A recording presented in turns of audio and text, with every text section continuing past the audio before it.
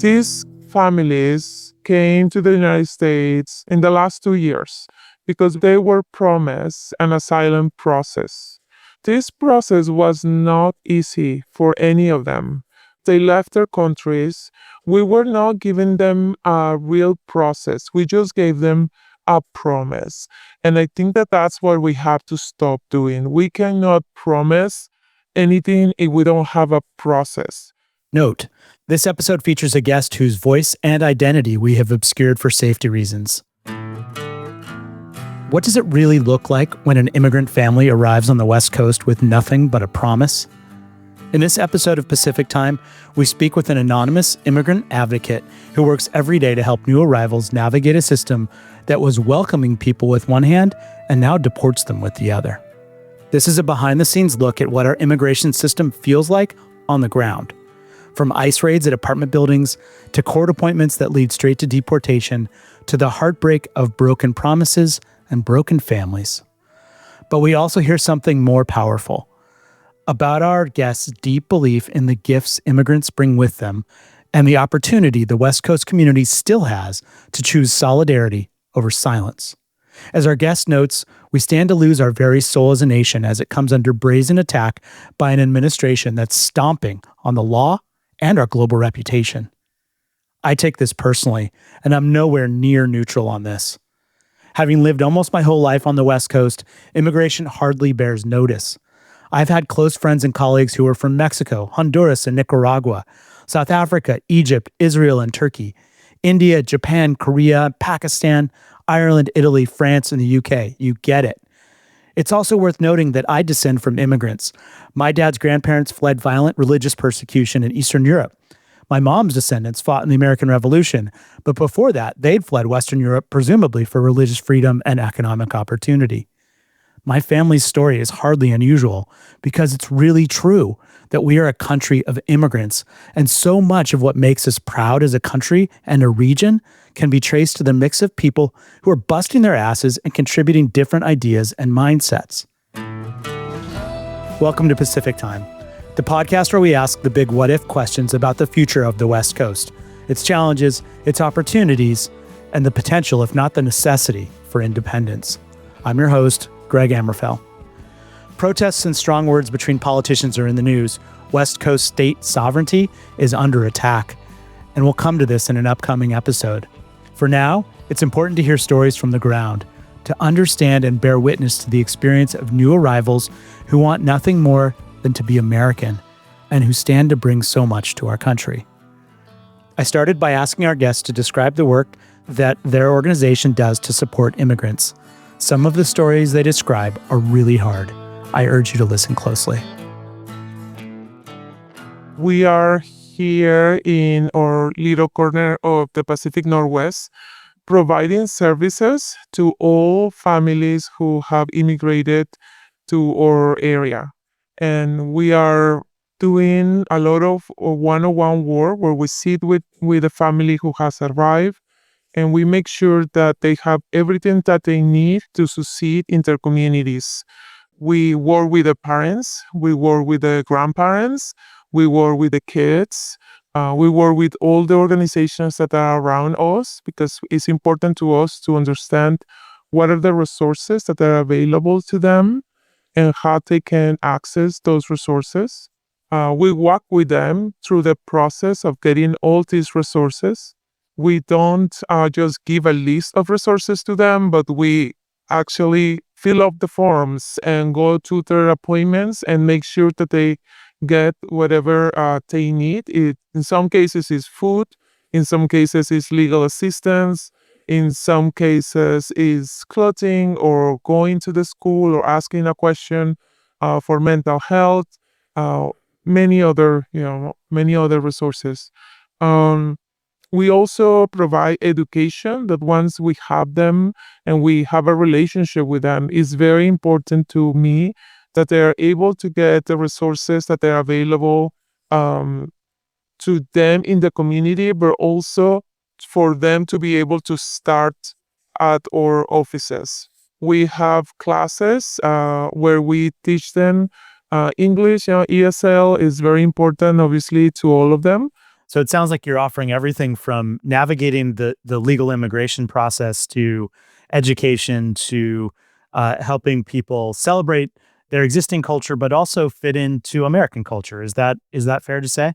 Yes, exactly. And what is the attitude of the immigrants you serve toward being in the United States? They are thankful. They are very thankful, and they are hopeful that they're gonna be able to give back, right? One of the things that always surprise me is that they want not only to fit in, but they want to give back. They want people to understand how thankful they are for the opportunity that they have been given. They don't take it for granted. They work very hard. They work three jobs, and many of our families work three jobs. One job, they send their money back to their, to their families in their country. Another job is, to be able to pay the rent, and then they need to have some savings because all of their jobs they don't know if they're going to have it tomorrow. So they want to make sure that there are some savings. They don't want to be a charge. The last thing that they want to be is a public charge. And what kind of attitudes, by and large, do the immigrants you support experience in terms of the kind of community they're entering? Are people receptive? Are they resistant? Are they welcoming? Are they not? Most of the people in the Pacific Northwest and in the town where we are receptive. And especially if you make an event like the ones that we do for to celebrate a culture where everyone is included, and then they start seeing their similitudes. There are so many things that we have in common, and we normally just see the ones that are different to us, right? So I think that in general, people is very nice around in these communities. Of course, there is always someone who is not happy with them being here or not happy with the work that we are doing, which makes it very difficult for us to do the work that we do. I know you serve immigrants from Hispanic and Latino cultures, but you serve lots of different immigrants. Can you name some of the kinds of communities that count on you for help? Yes, absolutely. We have families from all Latin American countries, but also from Syria, from Iraq, from Turkmenistan. We have many families. Those families are, oh my God, they're the sweetest families. I love their culture, and I feel really really lucky that they choose our community to move in and to make it better. We have many families also from Asia, right? Many countries of Asia, some countries of Africa. Cameroon is a community that has been growing in this area. And as well, we're very, very thankful that they had choose our area to come and raise their kids. Why have they come? Why have they left their country, and why have they chosen to be in the United States and in particular the Pacific Northwest? Well, because their country it's a mess, right? Because there is no safe. They're not safe wherever they are. No one leaves their country if they're not afraid and they're not scared. It's unbelievable to me that people will think that they just wanna, they wanna come here to get their jobs, to get or food and or products or services. First of all, they don't want to do that. And second, they're here because they don't have another choice. And because when they are in their countries, they hear that the United States of America has been offering asylum to their countries, right? So they come here because they've been promised. They've been promised something, right? To seek safety and to fulfill the promise that the United States made to people in that country. Correct. What do you say to? I mean, there's been people in the media just this week saying it's time for the U.S. to shut its doors to people from the developing world because we can't afford to be the world's soup kitchen anymore. What do you say to that?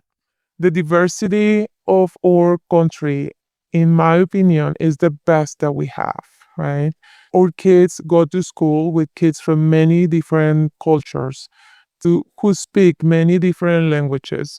We are not even providing languages in elementary schools, but thanks to the diversity that we have in the schools, our kids are able to understand other cultures.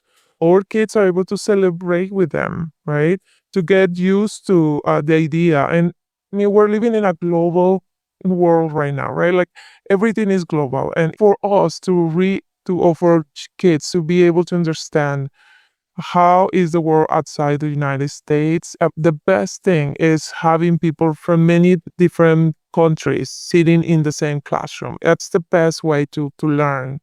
I'm thankful to have had that experience. I did my college in my country, and when I came here, I did my master's degrees. And for me, it wasn't the teacher who was great. It wasn't the school who was great.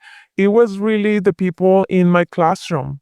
I was stunned for the things that I was learning, and I think that we take that for granted. Yeah, and I mean, it continues to blow my mind that so many people forget that we are a country of immigrants. Almost everybody.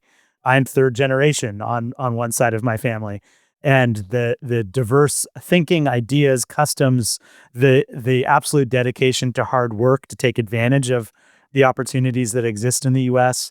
These are key ingredients that propel what makes this country interesting and propels our reputation globally.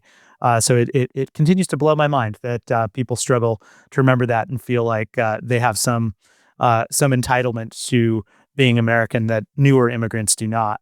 A lot is also made about legality. There are laws that govern the immigration process. For people who don't have a detailed understanding, could you just kind of briefly walk listeners through the continuum of immigration status from undocumented all the way up to citizen? So yes, we have many people who has come to the country undocumented, but the majority has come because the United States promised an asylum process. Right now, we're having a lot of issues with families who are from Venezuela, Haiti, Cuba, and Nicaragua. These families came to the United States in the last 2 years because they were promised an asylum process. This process was not easy for any of them, right? They left their countries.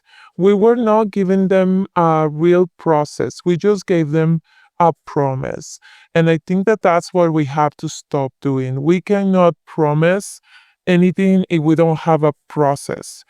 If you are in a country as Venezuela, where nothing is working, that you are like, I have a case from a family who she was a kindergarten teacher and she really wasn't able to teach her students what she wanted to teach the students, how to be kind and how to follow the rules. And, the school was telling her what to teach.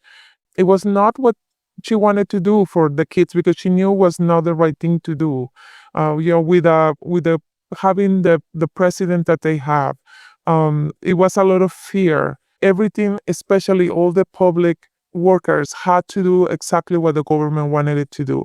And if you did anything different, your life will be threatened. Your life will be in the line. So this was the case of this teacher. So she heard that United States is offering asylum. So she and her husband went to Colombia to try to figure it out how to do that. And while they're in Colombia, they hire a lawyer who is very expensive. They hire a person who was teaching, explaining to them the process of really walking and taking hundreds of little buses to be able to get to the border with Mexico and United States, right? So from Colombia all the way to the border of the United States. That process sometimes take them 6 months. And they have to find, jobs in the way. So there's a lot of people in Mexico trying to find jobs because they need to find, a way to get to the United States. Obviously a lot of things happen in those months where a lot of people is trying to take advantage of them, right? Like for example, in the south of Mexico, I know that from the south of Guatemala to Mexico City, if you want to take a bus, a lot of people is asking you for a passport, right? Because they don't want you to take a bus if you are an immigrant. So they have to take a small transportation, that you go from one town to the other town. And everyone asks you, if there's no a rate that they can need to pay. Now, everyone takes advantage of them again, right? The same with the little hotels and the same with the people who's selling their food to them. So 6 months being taken, finally they are in the United States, and they used to have an app where they will, sign up for the asylum process, and then through the app they used to give them the first appointment to be on the border with the United States, to go to the United States with their first appointment. And so they made it, it wasn't easy for them because a lot of these families were Mexico City, maybe, or in other places in Mexico, when they got these notices from the app saying you have to be at the border tomorrow or in 2 days. It was always really random, not with the same time frame. So, but they did everything that they needed to do in order to be there. And then they arrive in the border, and they are the narcos waiting for them, right? Trying to get their women, trying to get their children, trying to, get them, trying to get money from them. So they finally cross the border. And when they cross the border, the patrol is there, and they went directly to them. They were not hiding from them. They went to them directly to show them that they had that appointment in the app. Then they go to the detention center in the border where they do the process of the asylum, right? At that point, they are giving an appointment in a court in the town where they are going to be going, because normally they have family in the United States already, or a friend who's helping here, right? So for families who came to our town, they came here with nothing, right? With 6 months after they had gone into this crazy process of trying to the United States. They're afraid of everything and everyone because they've been taking advantage for a long time, right? So that's when we meet them, right? That was normally when we were meeting them, right? In the last 2 years, we've been welcoming a lot of these families, making sure they have a mattress to sleep, making sure, and a lot of them they were living with someone else. So mattresses had to be air mattresses because they put their bed up during the day and they have to take it out. So we were giving them whatever they needed to for those first days of being here. But the United States say you cannot work the first year. You can be in the country and we're going to be checking where are you. So you have to come to the office and you have to show us that you're in the same address. But you cannot work for the first year until you get your work permit. Okay. So they were here, families were taking care of them. They were not working for a whole year. And then finally, they're giving their work permit and their social security number. But that doesn't mean that they are safe, right? It's still the process hasn't finished. It's a long process. So for those families, I had a lot of those who were already working in our community because they got their permit. They were giving back to the family that welcoming them. They were trying to get their own rooms and their own apartments, right? And a lot of those families were in that process when last week everything changed. Yeah. So what's changed in recent weeks? Last week, the Supreme Court allowed Trump to revoke the temporary legal status of immigrants coming from 4 countries who have been here for less than 2 years. And those countries are Cuba, Haiti, Nicaragua, and Venezuela. So 500,000 immigrants from those 4 countries who have gone through that process now are losing everything that they work for. They already pay their lawyers. They already walk and left their countries. They have gone through a lot in these 6 months. We were trying here to offer them, mental health, to make them participants. A lot of them were already volunteering in our communities. They were already part of the communities. Many of them, as I said, they were already working in our communities. They are part of our communities. And now their processes are being canceled just from one decision. What has that led to? Well, now they have to go to the courts because they still have the process. Still have their appointments. And when they go to their appointments, they are being taken. at the court. So they go to the court, they have their meeting with a judge. During that meeting is when they tell them that their process has been canceled. And now, when they are out, they go from the courtroom to the waiting room, and from the waiting room to the elevators is maybe, I don't know, 10 feet is small. The whole place is small, but ICE agents are there waiting for them, and they are being taken to the detention center, and after that, deported after they went through the whole process. And we promised them that we were giving them, a way for them to be here, to start their lives again. And they were working hard for that to happen because we didn't make it easy for them. But they were still very thankful, and they were still doing everything that they could do to make it better for them, for their families, for their community, because they want to help and they want to bring something positive to their communities. So people who have come here, played by the rules, gone to the court to check in on their status with a judge because of this decision by the Trump administration and upheld for now by the Supreme Court, that when they walk from the courtroom to the elevator, they're being arrested and sent to detention and then deported. What effect is that having on the community you support?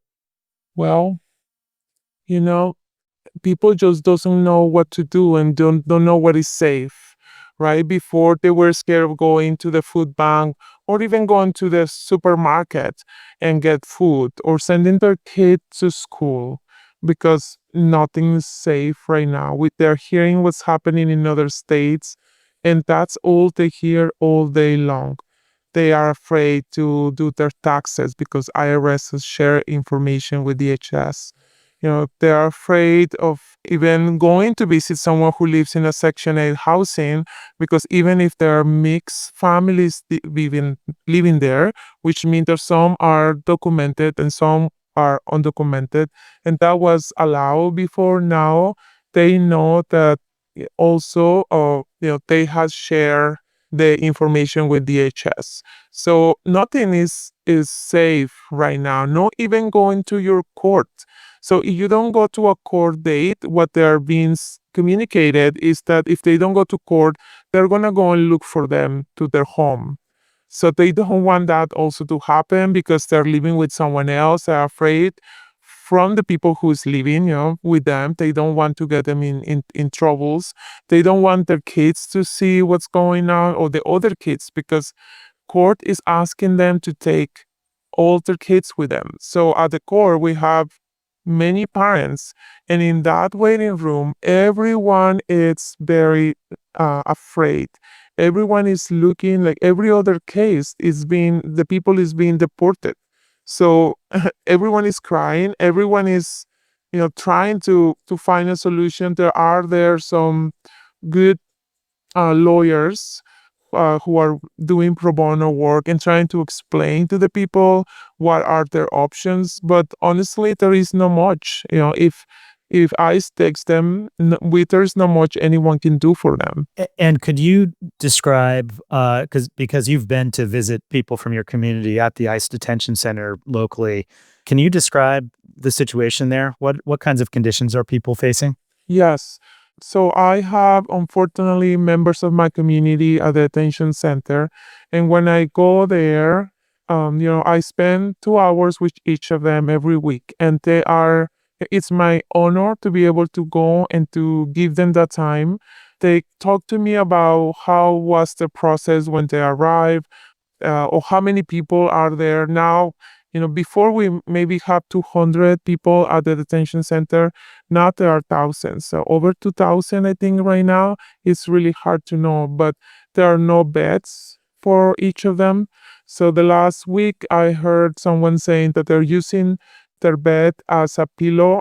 So a lot of people is sleeping on the floor, and they just use the one mattress for them to put their head. There is not basic needs, like there's no enough toilet paper, there is not enough soap. So everyone has to buy because there is a way for you to put money so they can get items that they need inside. And how they describe it, they say that there is a tablet, and in that tablet, you can go and order, and it takes like 2 or 3 days for there to give you the items. But you can buy toilet paper, you can buy soap, you can buy shampoo or conditioner or deodorant or items, basic items like that, and also food, because the food it's no good and it's not enough for everyone. So a lot of our families are asking us for money for them to buy food. So they buy like the little instant soup and other items like that, for them to to eat. I also get a lot of calls from them, and I always ask them if they're eating, if what are the things that we can do for them, because even if they are there, they're still part of our community, and we will continue serving them with all the resources that we have. So I visit them. I send them at least $100 a week to each of them, and then I'm in contact with the lawyers to make sure that they have everything that they need. In some cases, when they're being deported or they're given the court date inside of the detention center, that's when they have to decide if they're gonna volunteering deport themselves, or if they're gonna try to fight their case. And if you say that you wanna fight and you wanna show and work with your lawyer, then they give you a court date that is 6 months later. So no one wants to stay there. They will have to stay there for a long time in order for them to have another court date. So most of the people is just saying, just deport me because this is insanity. I cannot be here. I don't want to be here for another day, much less for 6 months. And for those cases, we're also offering to pay for their ticket. So if we are able to get them out of there and just to take them to the to an airport so they can take a plane to whatever their destination is, we will be happy to do that. That's another of the things that we are offering to all their lawyers. So let me get this straight. There's a bunch that you've said that is really disturbing. So people who were invited to come to our country, who were fleeing violence and persecution in their countries, in places like Haiti and Nicaragua and Venezuela, that when they go to comply with the law, they're taken into custody, and for the privilege of being put into detention, they have to pay to eat and to have toilet paper and to sleep on the floor. Is that a good summary of the situation? Yes, that's basically what it is. They do have some food. It's not good. It's not always the same. Sometimes they're giving a sandwich. Sometimes they're giving some baked potatoes. Sometimes they're giving rice and beans. So it's not always the same every day. But there are a lot of complaints being made with organizations that is right there outside of the detention center, and they are always publishing what's going on in the detention center. So it's not a secret. It's out there every day. Almost they are posting and sharing with the community what are the conditions of the detention center. And then the trade-off that these people are making is, do they voluntarily put themselves on a plane back to the place they worked so hard to leave, or do they spend 6 more months at least in a detention center like that? Correct. Hmm. Mm. And remember that they left because they were not feeling safe, right? So the least the least that they want to do is to go back to that, right? To bring their children to that unsafe place. You're referring to people of a particular status from a particular set of countries, but how are ICE raids affecting other kinds of people on this continuum from undocumented to temporary protected to to people who are nearing citizenship? Are they encountering ICE in ways that are affecting their lives? Yes, absolutely. So I have two people in our community who were taken or detained by ICE in the morning. So a lot of our workers are leave really early in the morning to go to their construction sites or landscapers, and they are just being taken. They don't have any warrant. They don't ask them even for their name. They just go and grab them. And we have a case 2 blocks from organization that they went to his house. They were just waiting outside of a department building where they know a lot of people live from, from different backgrounds, and they were waiting there for a long time. And then the first person that come out, unfortunately, was this young man, and he went to his car.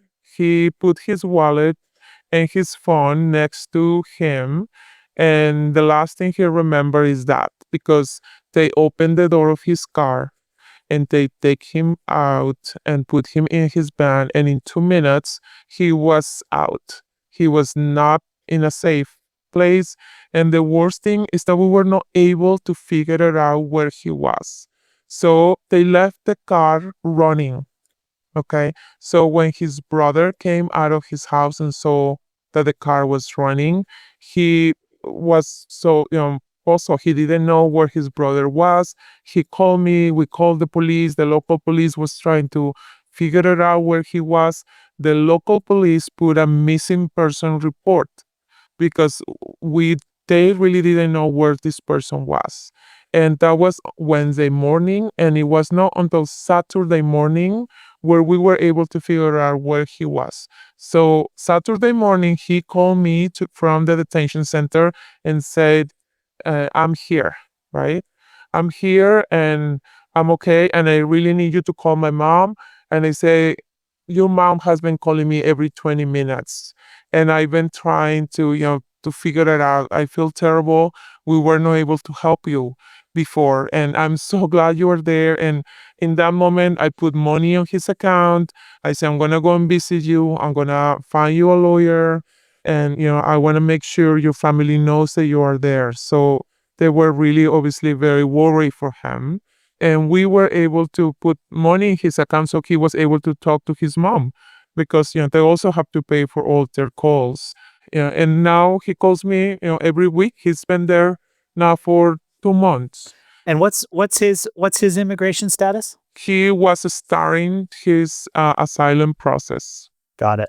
And so he's still sitting in detention awaiting the outcome of that process. Yes, because the rule said that you could ask for your asylum process in the first year that you are here. So you didn't need it to start your asylum process the first day. You had a whole year to start it, because it's very hard to start it. You need a lawyer, and families pay between 12K and 15K to be able to get a process of asylum. So, if you are 6 months coming, it takes you 6 months to come to the country, and you're using all the resources you have. When you arrive here with nothing, and then you are not able to work for a year. But in that first year that you're not able to work, you have to as well hire a lawyer. That is very expensive. It's the whole process doesn't make any sense. But that's how the process was. It really wasn't a process, it was just a promise, because we didn't have a process, and that's the basic problem for this. Yeah, and what I don't hear you saying is that there should be no process for immigration and our border should be open and people should be able to move back and forth across it. I think you're saying, yeah, there's process. It's reasonable to expect that there's process and lawyers could be involved, but wow, we sure don't make it easy, even when there are good reasons for people to immigrate. And in the current environment, we seem to be changing the rules in ways that make it very hard for people to play by the rules. Correct. Yeah. I think that if what the current administration wanted, it was not to have more immigrants coming to the country. They needed to have a system for the ones who were already here, right? Because it maybe it was not our administration who did a promise to them, but it was the United States, and for them it's the same thing. So, West Coast states and cities call themselves sanctuaries and have been since the first Trump administration, which I interpret to mean basically that they're not going to support immigration raids on workplaces, even though they do stand for public safety. What could the West Coast be doing better to support immigrant communities? Standing up for all the people that because we all know people who is here, who has arrived in the last 2 years, or even that been here for a long time. you know People is afraid, and it's hard to know what are you thinking, right? How are you feeling about it? We need to feel the support and the love of our community. We need to know who is with us. And even if there is not much you can do, or you feel that there is not much you can do, that is very, very important for the people who is scared, right? They want to know where if they can go to your store, right? If you have a store and you are commitment with them, you are supporting them, you can put a sign that says private property, and then if ICE comes to your store, are you going to stand up for them? They need to know that you are going to stand up. It's the same for owners of company who have employees. How are you going to support your employees? There's a lot of information out if you want to get it and you want to learn. We are all responsible for everyone else in our community. Yeah, and I think you're pointing out. I mean, there's this perception that business owners are uh, ignoring the law and employing illegal immigrants. Well, I think what you're highlighting is that it's not so black and white when it comes to legality, and there's a lot of people trying to comply with the law, and a lot of people who are very much entitled to work while that process is going on. So I think you're right. I think we have to give employers the benefit of the doubt and help them understand how they can protect the people that work so hard in their places of work. Yeah, there are many children who came very young, and now they went to schools, they went to university, and now they're working. And if they're scared as well, right? Like there was incident, and what we think that happened there is that the ICE agents came to look for the workers who were paying with an ITIN number instead with a social security number. The owner of the company shared the information with ICE, and then they came and they were able to detain many of their employees while they were working for him, for the owner of the company. Let me ask. I'm going to ask a dark question, and then let's try and land on a more hopeful note. If ICE is able to continue its work, what do you foresee for immigrants in your community and for the communities where immigrants have played such vital roles? We are gonna lose our souls. What is the United States? What are our cities without diversity? That's not the place where I want my kids to grow up. I see a lot of people with a passport or with a visa leaving the country because they don't want to live in a place like this. We're changing the essence for communities. It's very dark. I don't know. It's hard for me to go there, Greg, because it scares me. I fall in love with this country because it's diversity. I'm very grateful that my kids had the opportunity to go to classrooms with kids from many different cultures and to understand diversity. A lot of my kids say many times, like it feels like I don't even have to go out of the country to understand how the world works, because our kids are so used to be to sitting next to a child who is eating very different than them, to sit next to a child who talks to their parents in another language, and they're very respectful because their parents as well are speaking other language. We are gonna lose that. We're gonna lose that, and that scares me. It scares me. I don't think that we understand how much our country can change. If the West Coast could create its own immigration system from scratch, what would it feature?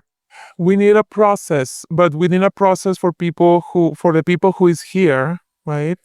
And then if you're going to be opening your doors to people from other countries, you need a process that start when they leave their home, not a process that start when they get into your border. We cannot tell them come to the border and ask for asylum.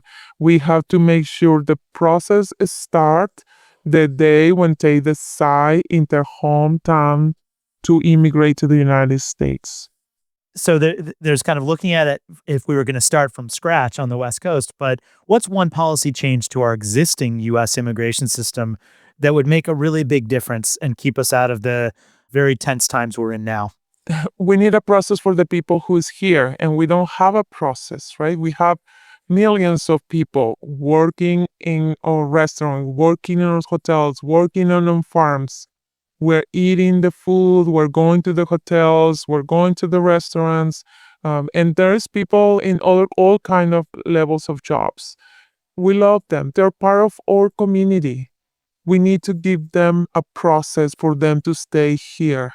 If we already have our borders closed as they say we have, now what are we going to do with the people who is here? As soon as we figured out that, I mean, they need a process to be legal, right? To be documented. They need a process for that. As soon as they have that, then you open doors to other communities. You need a process to start where they are. Don't ask them to come to the border, and don't promise them something you are not ready to offer. How can listeners help, both politically and practically? Talk to your representatives, read the news. There are not so many news out there, but there are plenty. Go and look for those stories. Share them in your social media.